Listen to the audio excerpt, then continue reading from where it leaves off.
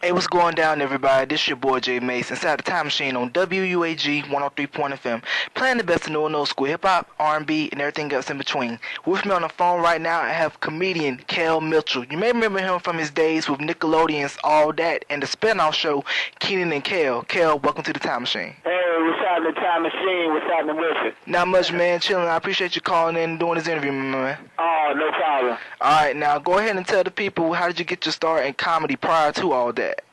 Let me see. Prior to all that, I grew up in Chicago, Illinois, and I started out in theater. It was something that my mom got me into, so I wouldn't be hanging out in the streets on the south side. And what happened was, basically, I just went out and auditioned for this like an academy troupe over at ETA Theater, and I was pretty good at it, and I enjoyed doing it. And from that, I started auditioning a lot.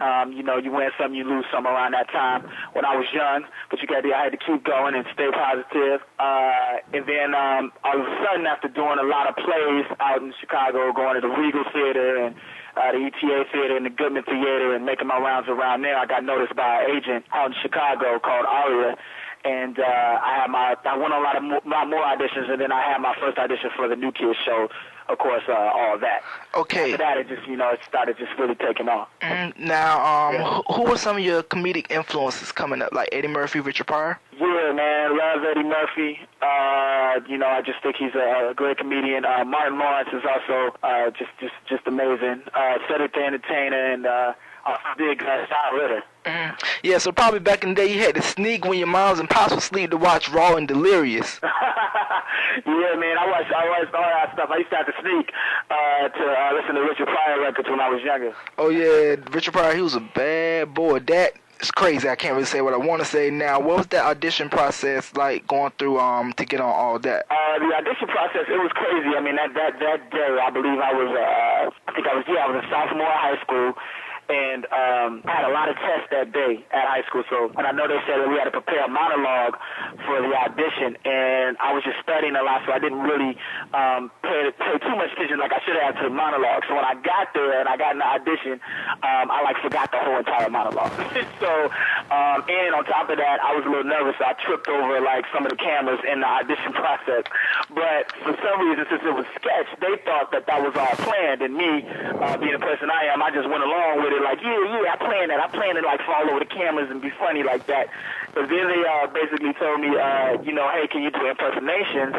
And I just, I went off after that. I started doing, talking like, the dude guy from Good Burger. That's kind of like how he became to be, because I did it in the audition, and then I just talked about some of my teachers, some of my crazy uncles, and after that it was pretty much a done deal. All right, now you got the audition. What was it like taping that first season of All That, and did anybody expect for that show to be the cornerstone of Stint for Nickelodeon? At that time, no. I mean, I think the producers, all of us, we were all very surprised because it was something very new in that genre for Nickelodeon, and it just took off, man. I think the first episode, because we shot a pilot and we aired the pilot of the show, and it just blew up. The response was crazy.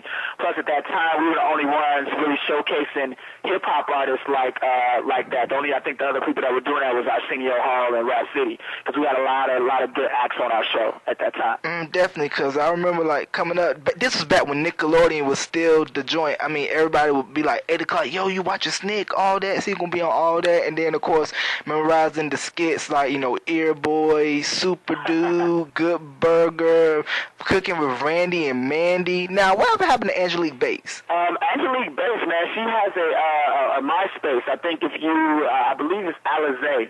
She's a rapper now, and she's dope. She twists real fast, tongue twister with her verses, and and she been doing a little bit of modeling too. So she's keeping it moving. Okay, then you had Alicia Reyes, who was on All That for the first couple of seasons, and she voiced La Cienega Boulevard as on The Proud Family. Oh yeah, that's true. And she has a couple of movies coming out.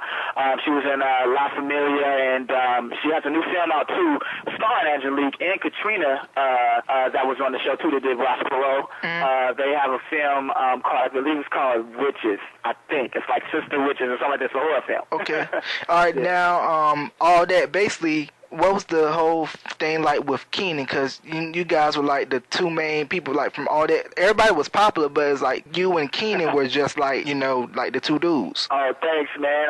I think with me and Keenan, we just could relate. You know what I mean? We came from the same type of cities almost. He was from Atlanta, I was from Chicago, and our mothers, they act just alike. So we became friends really quick. And I think how it all started was that they put us in a sketch together, which we played two old men called Mavis and Clavis. And they just let us go. Like, we had lines, and then they were like, you know what, guys, just ad-lib and just go crazy. And it was just like the magic was right there. We could kind of see it. And from that, they just started putting us in every sketch together, and the ratings would be crazy every time we were together. And they decided to basically say, hey, look, let's give these guys their own show. And it was basically Dan Snyder, who was on Head of the Class, that basically decided to do the Keenan and Kel spinoff.